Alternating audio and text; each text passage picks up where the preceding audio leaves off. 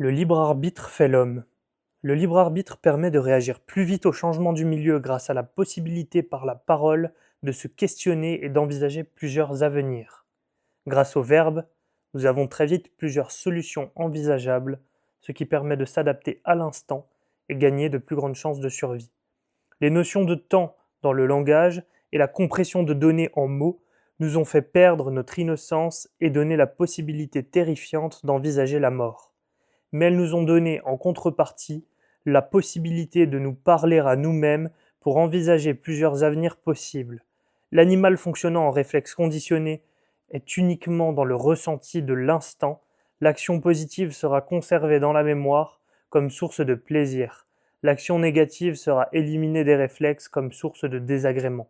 La parole, la possibilité de parler du passé et du futur est ce qui a fait l'homme. Adam est en fait le premier homme se questionnant par le verbe sur son passé et son avenir. L'homme qui peut enfin choisir sa destinée, mais la choisissons-nous vraiment, vu que nos pensées surgissent sans que nous en contrôlions leur venue? Sur le libre arbitre, le verbe et les mots augmentent juste la possibilité des choix dans l'action, nous rendant des êtres déroutants pour le reste du règne animal, fonctionnant sur le réflexe acquis, le réflexe conditionné, voire le réflexe inné, plus efficace en l'absence de mots ou de compression de données mémorielles en son. Cependant, nous nous croyons totalement libres de nos choix, mais les pensées surgissent sans que nous puissions en contrôler leur venue.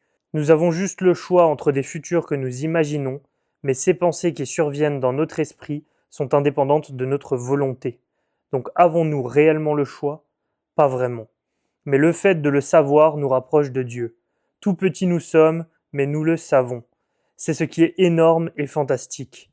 Nous sommes des consciences d'être capables de dire comme Dieu face à Moïse, « Je suis celui qui est à l'image de Dieu ». Ce passage de l'éveil des consciences ou Comment devenir un homme libre de Frédéric Delavier nous apprend beaucoup de choses sur le libre arbitre et la notion de conscience.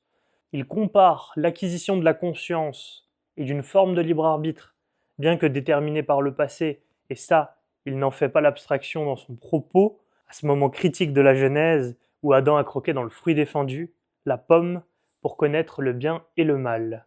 Et en effet, chaque chose dans cette réalité, dans cette vie, a son lot de positifs et de négatifs.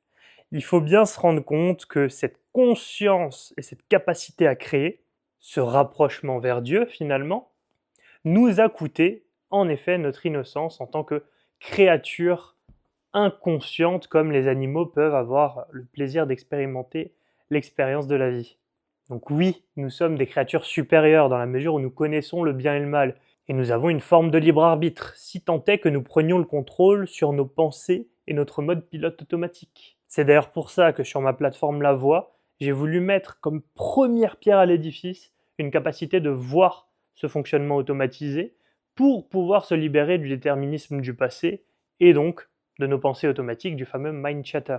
Et c'est là tout le propos du premier module, déprogrammation, identifier les offensives ennemies, qui se lie très bien avec le propos qu'on vient de mentionner dans ce livre et qui se lie aussi extrêmement bien avec le propos du livre Plus malin que le diable de Napoleon Hill, avec le diable personnifié, le mind chatter serait donc le démon incarné, mais qui est en fait tout simplement une part de nous qui va nous inséminer des doutes, une part de nous qui va nous inséminer des pensées négatives, bref, l'expérience de la dualité, le côté négatif de la vie, si tant est que nous ne sommes pas capables de nous libérer des chaînes de l'opposition du bien et du mal. Donc si tu as envie de faire l'expérience toi aussi, de te séparer du pilote automatique et d'être capable de prendre une hauteur de vue, comme si tu jouais à un jeu à la troisième personne, prendre enfin le contrôle, prendre enfin la manette et ne plus être le jouet et devenir le joueur, clique sur le lien en dessous et accède aux premières étapes que j'ai proposées sur le chemin de développement personnel qu'est la voix, qui va te permettre de monter en conscience en disant stop